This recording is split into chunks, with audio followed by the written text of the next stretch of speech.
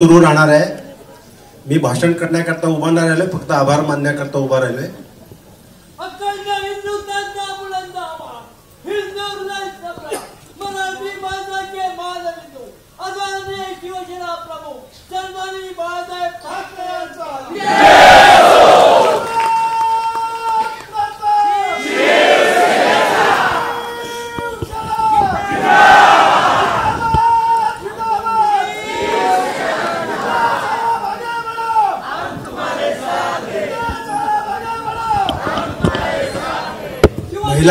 महिला आघाडीचा आवाज नाही आला।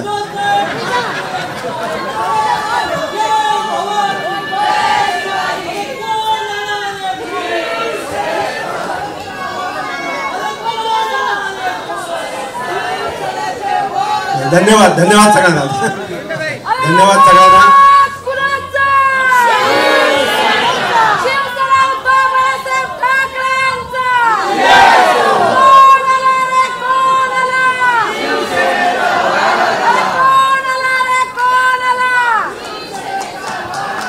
धन्यवाद सगळ्यांना।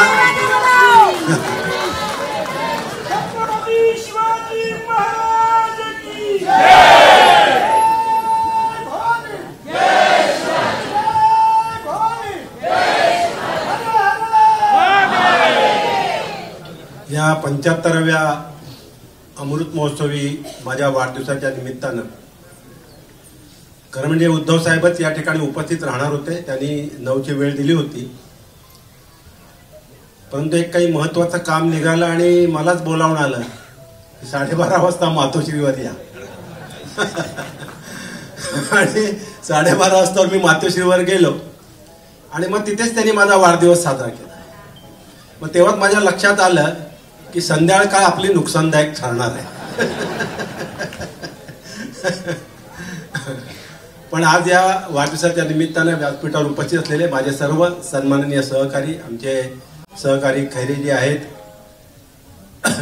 या ठिकाणी दानवे आहेत, पोतनीस आहे, सूरज आहे, अमोल कीर्तिकर आहे, आमचा हरुण खान आहे, इतर सगळे संघटनेचे आमचे आजी माजी जिल्हा प्रमुख इथं उपस्थित आहेत आणि आपण सर्व मोठ्या प्रेमानं या ठिकाणी उपस्थित राहिलात। खरं म्हणजे मी वाढदिवस असा कधी जाहीरपणे करतच नाही, पण यावेळेला मला संजयने आग्रह धरला, संजय कदमनं, साहेब हा अमृत महोत्सव आहे, 75वा वाढदिवस आहे, तुम्ही आम्हाला परवानगी द्या।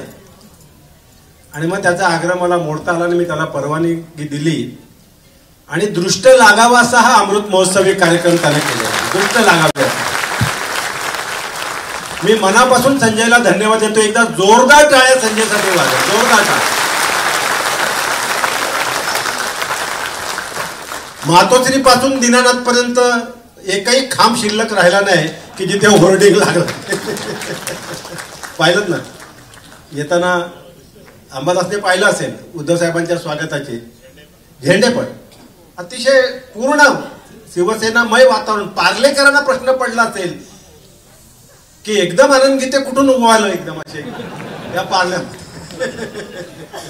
मी पार्ल्यात राहतो, पण पार्लेकरांना माहित पण नसेल मी पार्ल्यात राहतो, इतका मी शांत राहतो। त्यामुळे कोणालाच त्याची कल्पना नाही, पण आज पार्लेकरांना देखील कळलं असेल की बघ इथे साहेब पार्ल्यातच राहतात। आणि अतिशय चांगला कार्यक्रम संजय आणि त्याच्या सहकार्याने या ठिकाणी उत्तम प्रकारे हा कार्यक्रम त्याचं आयोजन केलंय। मनापासून त्यांना धन्यवाद देतो। मी दीपक राणे आणि त्यांच्या सर्व सहकार्याने पण धन्यवाद देईन, कारण हे सगळं आयोजन उत्तम प्रकारे केलंय। या वाद्यवृंदाला मनापासून धन्यवाद देईन, सगळ्या कलावंतांना धन्यवाद देईन। अतिशय अप्रतिम उत्तम कलावंत आहे आणि अतिशय उत्तम गाणी यानंतर सादर होणार आहेत। आणि म्हणून मग हा संगीत रजनीचा पूर्ण आनंद आपण सर्वांनी घ्यावा। जाताना प्रत्येकाला एक रिटर्न गिफ्ट आणि त्याबरोबर माझं पुस्तक तेली गल्ली ते नवी दिल्ली एक राजकीय प्रवास। त्या पुस्तकाबद्दल मी आधी काय सांगत नाही, फक्त एवढंच सांगतो, त्या पुस्तकाच्या शेवटच्या पानावर लिहिलंय ते त्या पुस्तकाचं सार आहे। अंधेरी पूर्वला तेली गल्लीतून एक शिवसैनिक म्हणून माझा राजकीय जन्म झाला। मी शिवसेनेचा शाखा प्रमुख झालो, मी शिवसेनेचा नगरसेवक झालो 11वी लोकसभा, 12वी लोकसभा, 13वी लोकसभा, 14वी लोकसभा, 15वी लोकसभा आणि 16वी लोकसभा 6 लोकसभा खासदार होते. 1.5 महिन्याकरता अर्थराज्यमंत्री झालो या देशाचा, 1.5 वर्षाकरता ऊर्जा मंत्री झालो या देशाचा आणि 5 वर्षाकरता अवजड उद्योग मंत्री झालो या देशाचा. आणि म्हणून देशाच्या कानाकोपऱ्यात कुठेही गेलो तरी मला याचा सार्थ अभिमान आहे. माझा राजकीय प्रवास तेली गल्ली ते नवी दिल्ली असा माझा राजकीय प्रवास. हे सार आहे त्या पुस्तकाचं, याच्यात सगळं काय आलेलं आहे. आणि म्हणून त्या पुस्तकावर पण ते वाचा, जी पुस्तकात दिलं जाणार आहे ते वाचण्याकरता दिलं जाणार आहे. मी धन्यवाद देईन आमच्या शरद मराठेंना सुद्धा. अतिशय चांगल्या प्रकारे त्या पुस्तकाची पहिली आवृत्ती, दुसरी आवृत्ती या दोन्ही आवृत्तींचं त्याने प्रकाशन छपाई केली आहे. उत्तम प्रकारे ते प्रकाशित केलेलं आहे आणि म्हणून त्यांनाही धन्यवाद देतो. पुन्हा एकदा सर्व उपस्थितांना आजच्या माझ्या या अमृत महोत्सवी वाढदिवसाच्या निमित्तानं धन्यवाद. जय हिंद, जय महाराष्ट्र.